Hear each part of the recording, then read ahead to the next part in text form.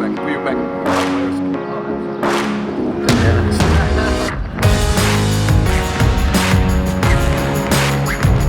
you a tea or a coffee drinker? I drink tea weak as the proverbial and just dipped in and out. I'd probably have 5 cups of tea a day. All right, Ray, thanks for joining me here today. My pleasure, mate. I'd certainly be sitting there. Yeah, no doubt. Before we get started, as one of the best interviewers in the business, do you have any advice for me sitting in this chair? Oh, wow. I guess the advice you'd probably give me at cricket is do your homework and practice. That's all. I mean, if I was interviewing you, I'd read your book if you had a book out. Yep. Always read books if I'm interviewing someone. It's amazing how many people say that they've done interviews and the interviewer hasn't read the book. Always read that. I want to know more about you than you know about yourself in terms of, when you were born and where you went to school, all that sort of stuff. So I guess it's homework, but it's what you do on the nets. It's just the extra hours that you spend on the nets make a difference. Yeah. And have you ever been nervous? Yeah, Prime Ministers and important people, sometimes Australian cricket captains, have made me nervous. I remember interviewing the only interview Don Bradman ever did, Yep. and we started off and asked him whether he was nervous as a cricketer, and those first 5 minutes or so, and he said, almost aghast, he said, "No, why would I be nervous? That's what I do." He said, "Are you nervous?" And I said, "I am now." And he said, No, I'm the one who's nervous. I'm the one who's nervous." It was one of those. But it was interesting to hear him say that he was never nervous. That's what he practiced to do, and when he went out there, that was his job. Yeah. No, I'm in a similar boat, I think. Really? You're I not get nervous? real nervous before I play. You don't? Nah, just God. go out and do what I'm doing, so... I find that first, like an important interview with the Prime Minister or a President or someone, it's the first 5 minutes or so till I get in going, the rhythm. Yeah. And how do you calm your nerves then? I guess knowing that I've just done the homework, knowing that, he's not going to surprise me. Yeah. I guess. In an interview, have you ever been lost for words? Oh, I hope not. It depends on the person you're interviewing. Someone like Barry Humphries, as Dame Edna, or Robin Williams, the great comic, they were difficult because they tend to answer like stream of consciousness. They just tend to roll, and you don't want to tread on their next funny line. And so I find myself holding back. And with those, you wonder, does he think that I've lost my way? But I'm really waiting on him or her to answer it, and that's tricky. But otherwise, I've prepared where I want to go with the interview, and if they say something interesting or something that takes me at a tangent, then hopefully I've done my homework and I know where they're going. When you first started, did you find were you always listening to the answer and then coming up with the next question, or did you have your question there ready to go? No, always had the question to go. And like if I were talking to you as an Australian cricketer, then there'd be an angle that I'd want. Yep. It might be the Indian tour or the Ashes tour or something. And there might be those, but I'd certainly think without slavishly following the questions. I just think that I know what I want to ask you, and if you take me somewhere else that's interesting, then I'll go. Run with it. Yeah. And how many interviews do you think you've conducted now? Oh, mate. I used to do 6 a day for midday, and we did 10 years of that. So 10,000 plus would be a rough estimate, certainly 10,000 plus. Okay. All right, shall we move on to your love of cricket? Yep. So I've heard that when you're a uni student, that you used to go and watch a lot of Shield matches, is that correct? Yeah, I was. I'm talking about the times of Richie Benaud and Alan Davidson and Norm O'Neill and people like that who were playing for Australia and New South Wales. And I was on a teachers' college scholarship. I was going to be a history teacher, and so we'd get a check every 2 weeks. And myself and a mate of mine who was at uni, who's also studying to be a teacher, we loved cricket obsessively, and so we'd get our check on a Friday, which gave us enough money to buy tickets at the Shield game. So there'd be him and me and half a dozen old farts and 1,000 pigeons all watching this, watching great players like Benno and Norm O'Neill and so on playing. So we'd go and watch that endlessly when we had a bit of money in our pocket. Yeah, and you always barracked for New South Wales? Yeah, I think I did, although I barracked for, I remember Bill Lawry playing and not my favourite player, but worth watching. But against the West Indies, I saw Sobers once hit a 6 in a test game against Australia at SCG, and he'd injured his leg, and he couldn't move around, and he straight drove Ian Metcalfe for 6, just really leaning back and hitting it. And I thought that was as good as I'd seen in terms of of a shot. But the West Indies were special as well as Australia. But I grew. I was such a sport nut at school that I really probably should have been ABC Sports Cadet rather than ABC News youth cadet. Yeah, there you go.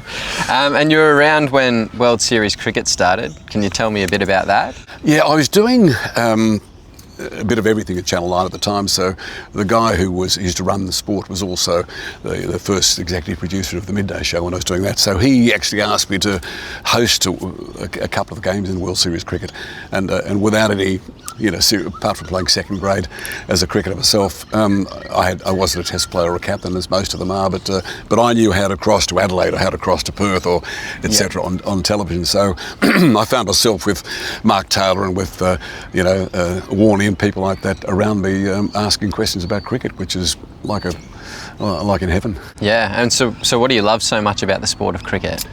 I love all sport, but I just find it, especially Test cricket, I find extraordinary. I find I can, I went to see a Test cricket game with my wife, who was my girlfriend at the time, and it was it was back in the early 60s, and Trevor Bailey was opening for the Poms, and he was the slowest, dullest cricket I'd ever seen. And I went. She came out with me for 5 days of a test that was drawn, and I thought, geez, I've got to marry this woman. You're onto a winner there. I've got to marry this woman, she'll do that. But as I say, both of her brothers played first grade with Sutherland, and one was an opening batsman, one was an opening bowler. Her dad was the first scorer for Sutherland Cricket Club, your old club, and so we played cricket in the backyard, and I played second grade when I was at high school. Yep. And that's as good as I got, but I just love it. I mean, I never get bored, and I can sit and watch guys like you play forever. Beautiful. And who are your favourite players, past and present? I never saw Bradman. I did the interview with Bradman, which was probably the joy of my life, to meet him and spend time with him. But from Norm O'Deal days, or Alan Davison as an all-rounder bowling then, but right through to I think Ricky Ponting is as good as anyone I've ever seen. Yeah. The West Indians again were just wonderful to watch. I think people who are lively, but I tend, you could run through every year. You could run through a player I think was extraordinary. Yep. I think both of them was always fun. I like entertainers. Mm-hmm. I like you. I like what you do and Thank you. what you do. But I mean, I just love cricket. I could sit there forever and just have a beer and watch. It's a bit like when I go to football. I don't like people to talk to me too much, but I'd certainly just watch. Yeah. And you spoke about the Don Bradman interview. Would that be your favourite interview of all time? I think so. I did 30 shows with Sir David Attenborough, in which I was riding shotgun for him. He was special, or is special. Fred Hollows, the great eye doctor, was the other one, I think, Don Bradman. And I'd spoken to, I hosted the last dinner that Bradman did here in the eastern part of Australia. He decided to stop travelling from Adelaide, and we were sitting across a table from him, and he was the guest that night. They raised money for the Bradman Museum, and he was there with Jessie, Lady Jessie, his wife, and he said that he used to watch Midday, and I said to him, "Oh, that's good." I said, and he used to laugh at Jeff Harvey, the pianist and the funny man, and I said, next time we're in Adelaide, why did you come on? We never went to Adelaide, but we'd have gone to Adelaide for him. Yep. And he said, oh yeah, good try. So he said, no, I gave up talking to the press a long time ago because he was very private. But he said, if I ever do a television interview, I'll do it with you. Now, I thought it was just one of those things they throw away, and about 5 years later, he... True to his word. True to his word. And, Kerry Packer wanted to do this one interview to raise $1 million for the Bradman Museum in Bowral, and he said, I'll only do it with Ray Martin, and nice. Which was a huge honour. And there was no handshake, it was just a man of his word, and he said, I'd only do it with you. So we ended up, went down there, and producer and I went down and had a yap to him beforehand before he finally agreed with he and Jessie, and we sat in his lounge room, and there was this wonderful oil painting of Sir Donald above which is weird in your own house, but it was above the, can you imagine having that, your own photo in there, how much your wife would like that, but it was above the fireplace, a beautiful old portrait, and lots of other bits and pieces from his cricketing days that people had given him things.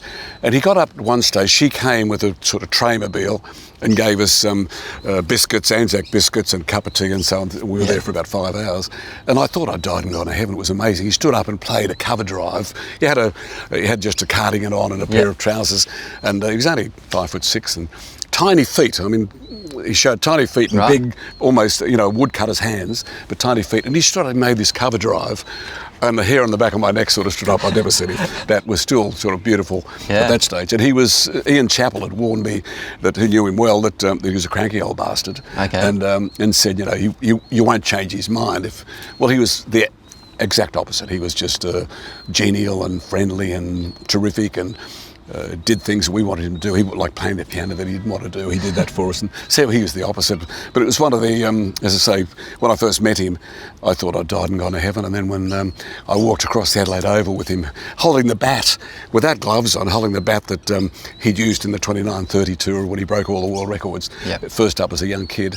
And I was holding it, and the rubber on the bat handle was starting to crumble in my hand. And I thought, oh God, it's like taking, Cook's diary and destroying it. I thought I should have gloves on. And we walked across, and he said, I remember, so he's walking, and I'm there with Don Bradman, for God's sake, and he walked across, and I asked, he scored 452 not out against Queensland once in a Shield game, which at that stage was the world first-class record. Yeah. And I said, how big was the ball? And he said, that big. That big. As we walked across, and again, you read about those things, but to have someone tell you, especially someone like that who was...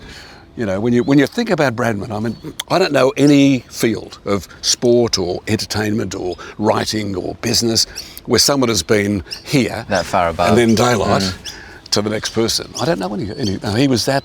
Probably Winks in horse racing, I reckon. Yeah, probably. Probably. Was it 23 or 24 Winks, was it? Yeah. So what else did you talk about with Don? He talked about everything. He talked about, that's the first time that he said he thought Warney was the best spin bowler he'd ever seen. And that was, he said that he thought Tendulkar was the best batsman of the modern day. Now, he'd never said things like that, and that was surprising. He said that Jessie used to be a very good judge of cricket, and she used to, obviously as a wife, used to go and see him all the time. And she said... he said, rather, she watched him score 100 at the MCG on Tendulkar's first tour, and she came down to... Don was reading something, and she said, you should see this bloke. He's as close to anyone I've seen to you as any other player I've seen. So he came down and sort of looked at that and thought Tendulkar was good. But he spoke about Bill O'Reilly and about Neil Harvey and all these sort of people, which again was, for a cricket lover, was just, like having an encyclopedia, except he was real. And the other thing about him too is that, in terms of homework, is that, what I discovered, and you probably do the same. Can you remember the strike that you got out in, at Old Trafford? Absolutely, yeah. And he did that. I mean, he talked about something in 1938, and thankfully I'd done the homework. So if I said, you scored 232, he had. Otherwise, he would have chipped me. But I'd say, like things like running out. He was the Australians at that stage when I did the interview had a series of run-outs against the Poms and others, and he said, no, running. He said, running between wickets is just a matter of judgment. He said, you run one run, and then you judge whether there's two or three. So I think in all his 338 innings, he only got run out 5 times. And he said, it's just you've made a mistake. If you get run out, it's your mistake. Oh, absolutely. How many times have you been run out? Oh, good question. I don't know. I should look that up. Did he divulge any other secrets to you? He was just lovely. I mean, he was just really open, and he said from the outset, once he agreed to do it, he said, look, anything at all. He talked about his stock breaking days. I mean, he used to have to, in Adelaide Oval, for example, he'd come down to the ground for a 10 o'clock start. He'd go home when the game was over, and then do his stockbroking work at home into the night, and then come down the next day. And on the road, he simply had a stockbroking business. So he talked about that quite openly. When Kerry Packer flew down to see him when he'd agreed to do it, or was about to do it, and Kerry was an incredible cricket nut, and he flew down his private jet. They had lunch at Don and Jessie's house, and Packer rang me back the next day. I won't use the language, but I got a phone call the next morning. I didn't know about it, and he said, well, I've got the effing interview. Don't F it up. And to me, and I said, oh, g'day, Kerry. And he said, I've been down. I said, how was it? He said, the best day of my life. He said he'd had lunch with Don Bradman and Jessie, and he said all Don wanted to talk about was stockbroking, and all Kerry wanted to talk about was cricket, which was the mark. But he had said to me, sitting in Chapel, had said he won't change his mind on things. And when he agreed to do the interview, he said, I'll give you 3 days. We ended up taking 2. And he said 3 days, and he said, we'll talk anywhere you like. And he said, but Jessie can't talk. She won't go on camera because she's got cancer at the moment. She's having chemo. She looked beautiful, but you'd never know it. But she was, and he said, I won't play the piano because he'd had a stroke. He's quite open about it, and playing the piano was everything he did was obviously amazing. Yeah. He was the Australian squash champion. He played off scratch at golf. He'd been a representative 5'8" when he played rugby league and as a kid. So everything he did was fantastic, and I'm sure stockbroking. And playing the piano, he told me earlier, it was the family, Jesse and the family, cricket, and then piano was his great love of life. And he was apparently a concert pianist, quality, and a great tennis player. He played with the Australian Davis Cup side, but he loved his piano, and he had the stroke, and so he said, I can't play the piano anymore. If I can't do it right, then I won't do it. So we did the interview on the first day at the Adelaide Oval. And he kept talking about meeting Jesse. You'd think by that stage he was 87 not out, and which we called the series. And but it was Australian men of his age didn't talk about their love affairs, and he had met Jessie when he was 12 and she was 11. She came to stay at the Bradman House in Bowral, and she was a Menzies from Sir Robert Menzies, the Prime Minister's family, and she lived down at a farm and was too far to come to school, so parents were friends, and so she stayed with them at their house. And he said the first day she walked in, he fell in love with her, which is really unusual, as I say, for an old Australian man to say that. Yeah. And he said he used to take a school bag to carry the bag to school for her, and then she shifted to Sydney and lived in Strathfield, and he joined St George Cricket Club. Then it was the closest club to Strathfield where he could actually go and see her, and caught her. And he finally, on that 29-30 tour, he said he'd asked her to marry him, and she said, no, you're going on the tour of England, you might meet a nice English girl, and they'd be away for 9 months in those days.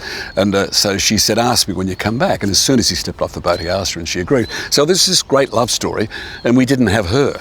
And so I suggested we needed another day to talk about the 48, that Invincibles tour, where they were unbeaten in England. And so we came back to the house the second day, and Jesse came down, and Jesse said, Don was very happy with yesterday. He was upstairs putting the same suit on, I think the same shirt that she'd washed out for him. He was that sort of guy. And she said, Don was really happy with yesterday. Were you happy? And I said, I was ecstatic about it. I said, but I've got 2 problems. And she said, what are the problems? I said, well, one is that I wanted him to play the piano, and she said, oh, he won't do it. And I said, well, what about if he just sits at the piano with me and we do the interview there like this?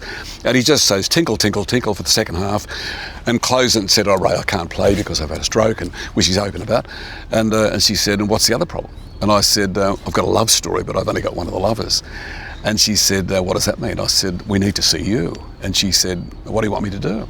And I said, just walk in the garden with him, walk down the street, just so we can see you, because he talks about this love affair with you, and we haven't seen you. She said, let me talk to him. Now, this is the bloke who never changed his mind, according to Chappell and Chappelli. So anyway, I said to her, where will we put the lights? And she said, oh, why don't you put them by the piano? And I said, yes. And so she went upstairs and came back, and he walked down. We had a different crew that day. The other crew had gone back to Melbourne. And so he walked around really, as he always did, politely, and introduced himself to everybody, and it was nice. And he came to me and he said, in that sort of high-pitched voice he had, and he said, I see. So I'm playing the piano and I'm walking the garden with Jesse, am I? And I said, yes, Sir Donald, if you don't mind. So he did it. And that was sat at the other side. So he talked about the 48 tour, and then he played the piano, according as we'd done, closed it up, and we did the interview there, and then he walked in the garden, and we got a couple of words from Jesse there as well. But I kept thinking of Chappelli's line of, he won't change his mind. When Jesse said it, he did what he was told, like we all do. Very good, very good. Rightio, we're going another direction. So you've got 5 gold luggies to your name. What would you say is your secret to success? Oh, I guess loving what I do, which is what you do. I mean, if you're lucky enough to get a job that you love, and I still love it. I'm now 55 years later, since I was a cadet journalist. I love it. I can't imagine being anything else apart from playing for Australia. And, I wouldn't have minded that. But I think that's the secret. Is just to do. If you can do something you love, it doesn't matter whether it's a gardener or a test player for Australia. If you can actually do it, I think that's the secret. So and I've loved this. So I don't believe it's a job. It's just fun. Yeah. And what advice would you give to people following their dreams? Exactly that. The same. Exactly that. I mean, just have a go. I remember doing something with there was the last man alive at Gallipoli. It was a guy named Campbell, Alex Campbell, and he was a Tasmanian, and he'd joined up when he was 16 and then went off, and it was a water boy. He was so young at Gallipoli, and he survived, and he was 106. And when we spoke to him in Hobart, and he was of a million men who fought on the German-Turkey side and the Allied side, he was the last man standing. There were no Turks, no Germans. He was it. And I said to him then, how does that feel? And he said, oh, gee whiz, that's terrible. The very fact that all these men had died. So we couldn't get many words out of him. A bit of yeses, a bit of no's, a bit of a few things about being a water boy. And when we were wrapping up, we'd bought him a bottle of scotch, and I got my son, who was 11 at the time, to go and give it to him as a gift, as he liked scotch. And my son went across, and suddenly I saw Alec Campbell yapping to my son, 11-year-old boy, far more than he talked to us. Anyway, so we wrapped up, we're in the plane coming back, and I said to Luke, what did Mr. Campbell say? And he said, oh, he just talked about the war and all the things that I was trying to get out of him. He wouldn't tell me, and he told my boy. And I said, what else did he say? He said, can I give you some advice, son? And Luke said, yeah, Mr. Campbell. And he said, have a go. And the line for this 106-year-old man was have a go. So I think the same as advice to anyone now. I've said to him a number of times, did you have a go? You've got to have a go. And if you fall on your face, get up and do something else. Yeah. But have a go. Absolutely. And you're a classic example of that, having a go. Yeah. Something you love. I'm sure there are people at times said, get a real job. Yeah, you got to have a go, for sure, 100%. And what's your favourite moment or milestone in your career? Oh, so many, mate. It'd be like asking you what your best shot was. So many. Usually it's the one that I'm doing now, but I've interviewed all the Prime Ministers since Bob Menzies he was back in the 40s, I wasn't, but he was back in the 40s, and Prime Ministers and so on. But often it's the person who has really done nothing, a person who's not famous, who tells you amazing stories of beating the odds, and often they're the famous. They're the tsunami we did up in Indonesia back in the Boxing Day tsunami, in which 200,000 people were killed. That's a shock to the system. You suddenly realise, and yet, with people, dead bodies around and people killed, you go to talk to somebody and they offer you the food on basically the last food they've got, and those sort of human kindness things that remind you that that you breathe like everybody else, reminds you that goodness is out there, and those things.